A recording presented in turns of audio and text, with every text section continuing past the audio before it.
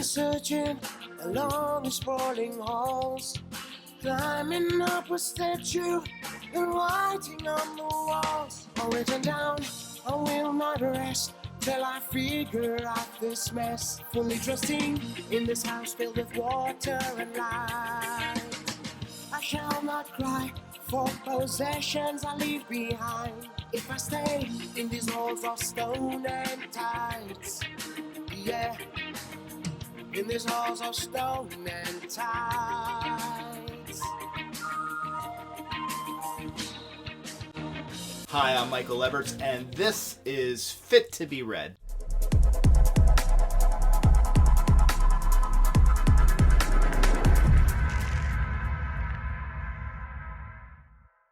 Piranesi by Susanna Clarke and Gideon Image by Tamsyn Muir are two unique and entertaining fantasy novels. Today's episode is a bit of a departure for me, as Fit to be Read is all about science fiction, and these two titles, while not completely absent of sci-fi, are decidedly fantasy fiction. Today I'll discuss these two novels spoiler-free. I decided to read both of these books after prompting or viewing reviews of these books by Leanne's Library, Philip Chase, Joanna, and the BookTube Goddess. The science fiction readers I'd recommend Piranesi for are those open to exploring imaginative fiction with hints of multidimensionality and a reading experience where what is ambiguous, confusing, or uncertain for the protagonist is equally ambiguous, confusing, and uncertain for the reader. If you read Project Hail Mary and felt the opening segment regarding the protagonist's confused state could have been done better, I think you'll find Piranesi refreshing. I'd recommend Gideon the Ninth for the science fiction reader curious about the fantasy genre, but with a willingness to try something that has a strong science fiction vibe, a sort of genre blend, and is comfortable with, or is at least not turned off by, the presence of things like skeletons, sword fighting, and magic in the reading experience. As with each review on this channel, the episode will begin with a spoiler-free review and a follow-up with a likes and dislikes segment for each book that will include spoilers for those who've read the novels and are still thinking about them. I'll include timestamps in the description for each of the segments.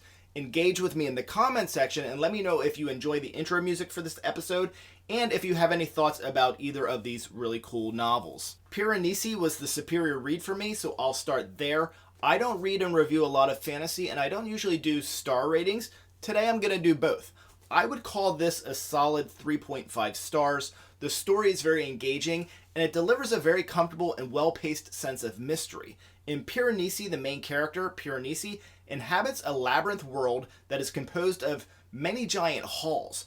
These halls are filled with giant statues, vast amounts of water of which the tides can be measured and predicted, and a view of the sky and the stars. Piranesi is alone in these halls most of the time, though he has regular meetings with another whom he simply refers to as the Other. The relationship between Piranesi and the Other is probably best referred to as scholarly and amicable.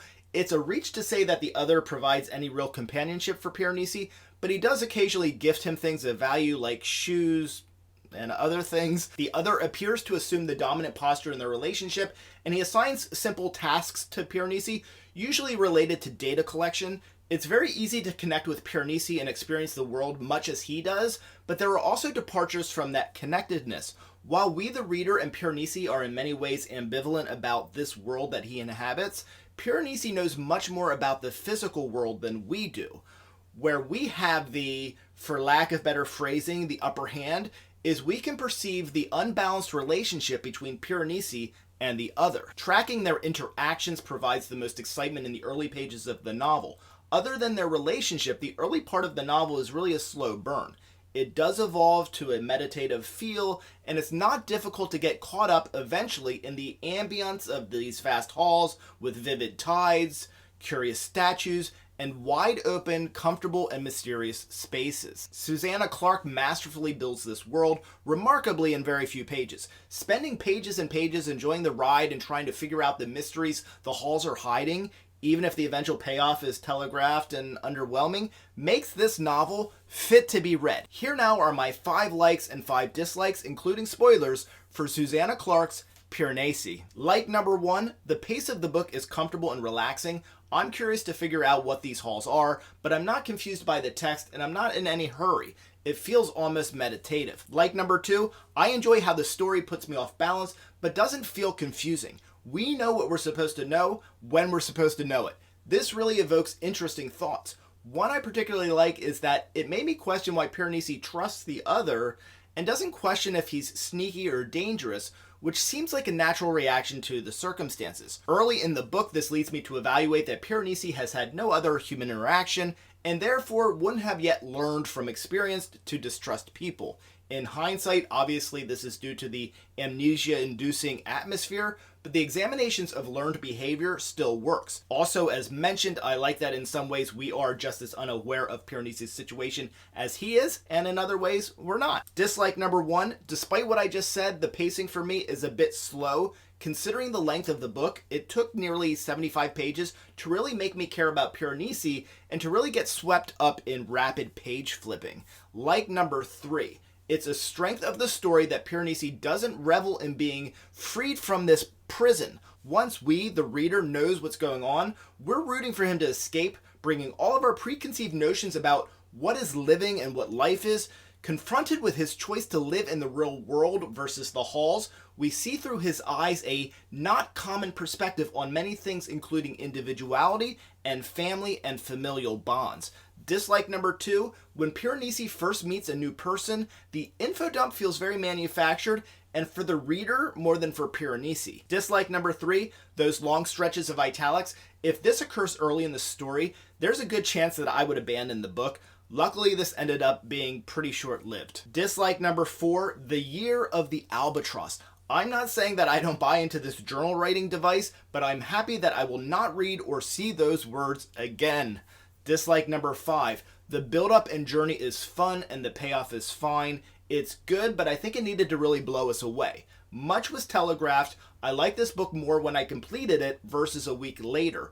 This makes sense because when I was reading it, I wanted to know the conclusion, and the book delivered a nice reveal and a nice ending, so in that moment, I really felt great about it. In hindsight, I paused to think back about what I had read.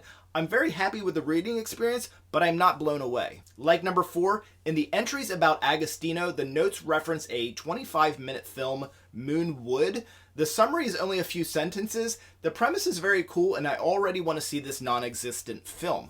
Like number 5, Clarke's writing is superb, reasonable, and for most of the story, not predictable. When the prose switches to Piranesi's journal entries on the missing Ketterly pages, the writing style changes ever so slightly. Clarke does not seem tempted to overdo the stylistic change, and I do not, as I normally would, get annoyed by a gimmicky change in the storytelling.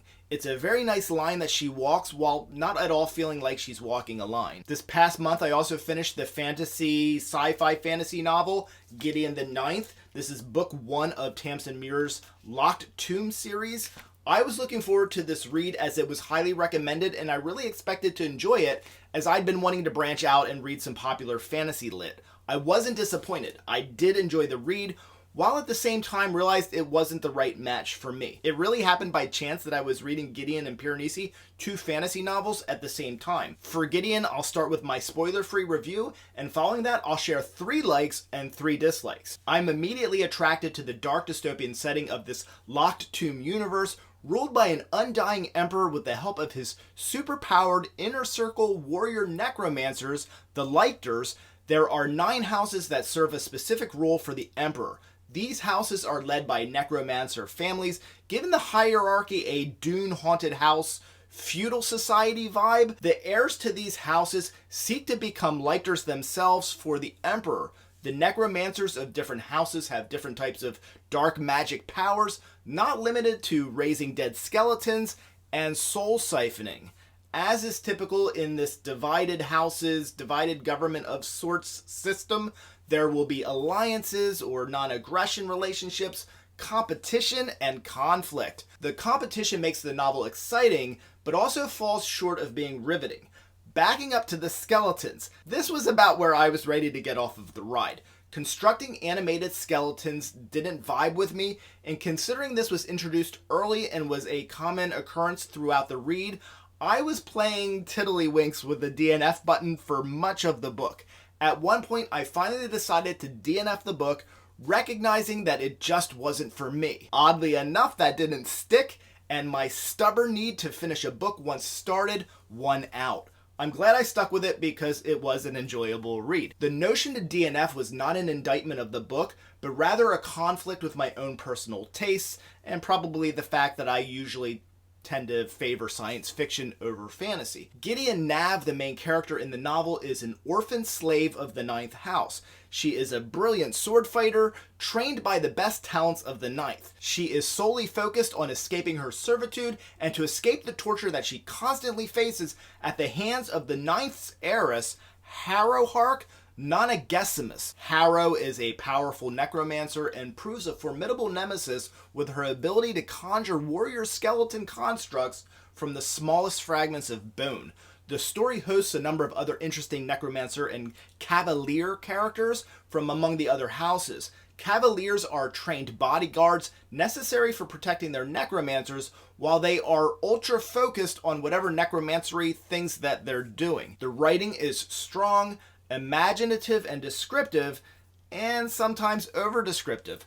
Tamsyn Muir presents a very good mystery with a compelling and distinct list of characters, and a fit-to-be-read adventure featuring a number of strong action scenes. Now I'll share 3 likes and 3 dislikes, including spoilers, for the novel. Dislike number 1, skeletons.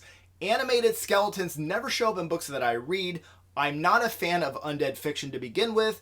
Skeletons are just not for me. Like number 1, early on an adversarial relationship is presented between Harrow and Gideon. How they perceive each other and relate is very enticing. Like number 2, the transition from enemies to frenemies to more is paced very well. Because of how the relationship is first introduced, it's nearly impossible to create an organic path to any real relationship between them. The path that Muir gives us is really well paced, and it feels as authentic as I think that it can be. Dislike number 2, this is nitpicking character consistency, but Gideon is not so naive as to not know why when they're first teaming up with Dulcinea, Hera reaches her hand for Gideon's assistant to pass the gap when moments earlier Dulcinea was carried over the gap by her cavalier.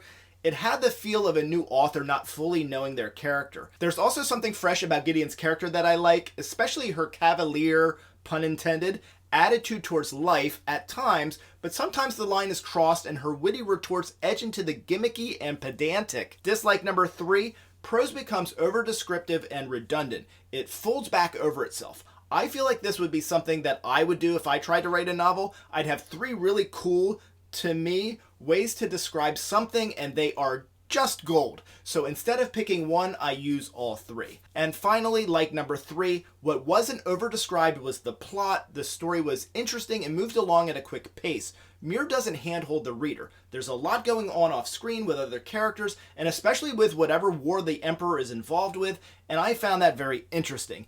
Thank you for watching. I'm Michael Levers, and this is Fit to be Read.